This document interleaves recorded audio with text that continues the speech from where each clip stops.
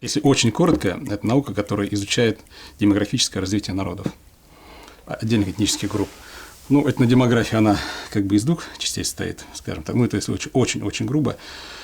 Это естественный прирост и, скажем так, механический прирост. То есть за счет ассимиляции, за счет миграции и так далее. Вот. Моя основная научная специализация – это этнодемография, и она имеет чисто практические свойства и практическая, скажем так, цель.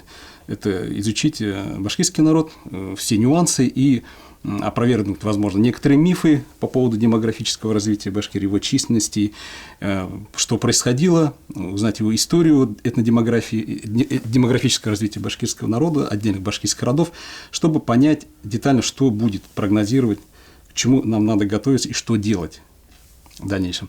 Мы с коллегами, группой авторов, большим коллективом написали интересный проект «История башкирских родов», и я в этом проекте отвечал за расселение, за демографию. И, конечно, я постарался уже более детально, когда писали историю каждого рода, башкирского рода, я пытался детально посмотреть его численность, изменение его численности по всем возможным источникам, которые у нас были по метрическим записям, по ревизским сказкам, по другим архивным материалам, по переписям в том числе. И эта тема, она, как бы сказать, многие в этой теме, скажем так, специалисты. Разные есть авторы, разные источники, и вплоть есть даже самые такие нереальные цифры называют, ну, в частности, по численности башкир. Мне слышались с ряда источников, ряд общественников апеллируют такими просто фантастическими цифрами. Допустим, башкир было до начала башкирского восстания 20 миллионов. Ну, это нереальная цифра, хотя бы элементарно, то, что такая территория в те времена, она не могла прокормить такое количество жителей. Тем более, то тип хозяйственный, который вели башкиры, это полукочевое хозяйство, тут, конечно же, такая территория, она не могла прокормить, даже если будем исходить из территории исторического Башкортостана, от Самары на западе до Курганской области на востоке, на севере от города Перми до Оренбуржья, до севера Казахстана на юге. Даже эта территория, она не смогла прокормить. Поэтому мы в своей работе все-таки опираемся на комплекс источников, официальные, неофициально опубликованные, то есть на целый комплекс. Ну, в первую очередь, нам помогают различные статданные, ревизские сказки, переписи, учеты населения и данные, скажем так, колониальных властей, которые описывали численность коренных жителей в том числе. И вот касательно этой темы, на что мне обращают внимание, да, резкий рост численности башкир в XIX веке. Этот период очень хорошо отображен в источниках, во-первых, ревизские сказки и прочие учеты населения 1870 года, первая всероссийская перепись населения 1897 года, учеты населения начала XX века, сельхозперепись 1917 года и первые советские переписи. Поэтому вот здесь мы можем какой-то анализ провести. И вот мы видим, что это был один из таких вот именно 19 столетие был, что называется, демографический рассвет. Хотя много есть источников, где русская колониальная администрация, ученые, путешественники, губернские правления, они говорили, что башкир вымрет. Вот много таких факторов, что башкир непременно вымрет, и в ближайшее время их не будет. Но демография показывает, что башкиры не только не вымерли, но и показали очень-очень существенный прирост. И вот ревизские сказки, учеты населения это подтверждает. Вот для примера мы взяли для анализа, я вот хотел бы дать некоторые цифры вот при анализе по небольшим родовым группам, где можно более-менее достоверно показать, как происходил рост.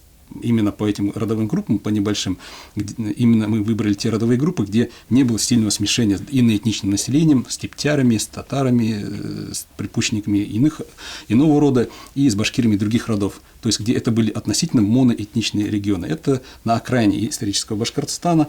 Вот мне было интересно рассмотреть демографию сартов и калмаков. Была даже отдельно Сарт-Калмацкая волость. Ныне это на территории Сафакульского района Курганской области. Это небольшие родовые группы. По шестой ревизской сказке, это было в 1811 году, калмаков было всего лишь чуть более 600 душ обоего пола. 300 душ мужского пола и 300 с копейками женского пола. И их соседи, сарты, их было чуть больше, на 100 человек больше буквально. Их было 800 с лишним человек, душ обоего пола.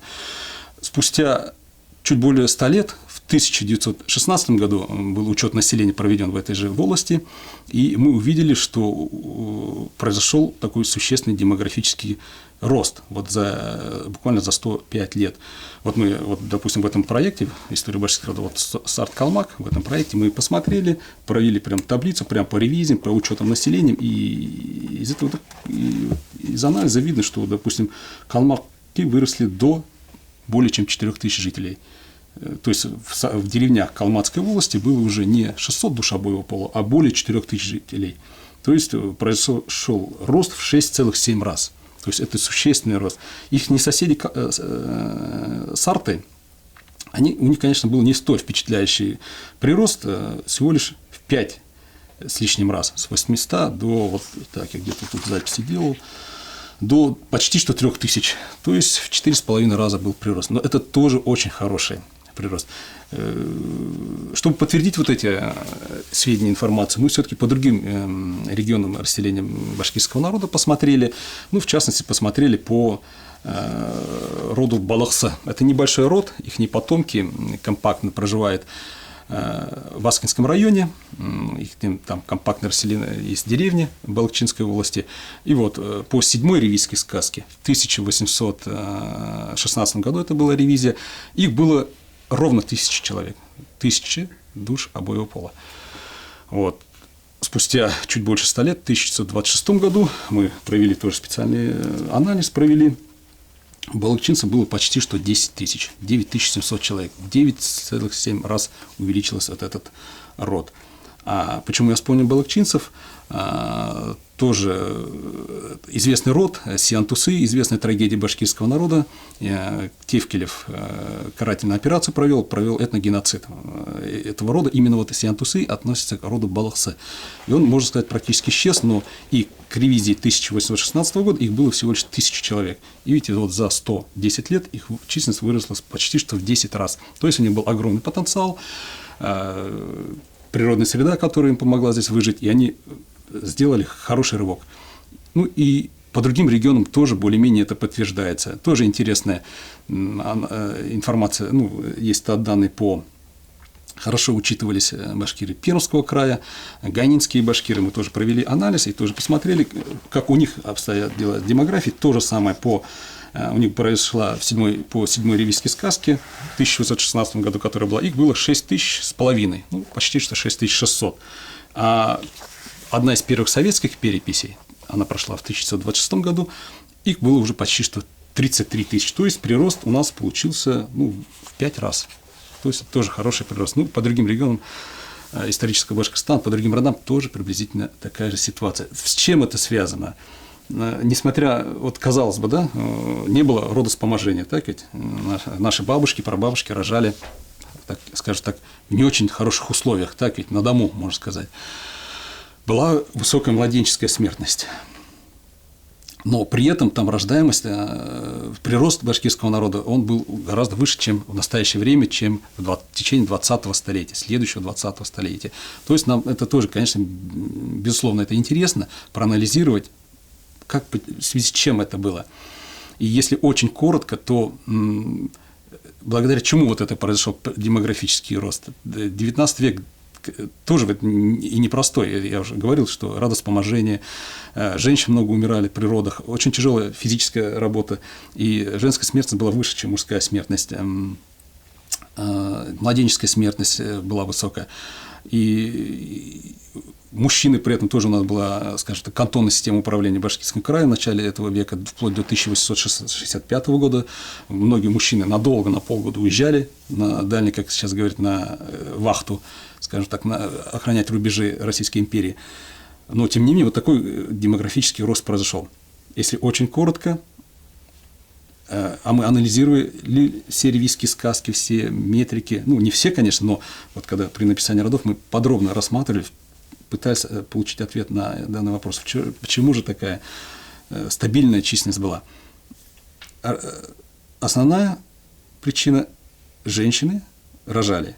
Она вступала в возраст, когда можно уже рожать, выходила замуж, и они рожали. Не было откладывания на более поздний период. То есть эта ревизия подтверждает это. Если в силу каких-то причин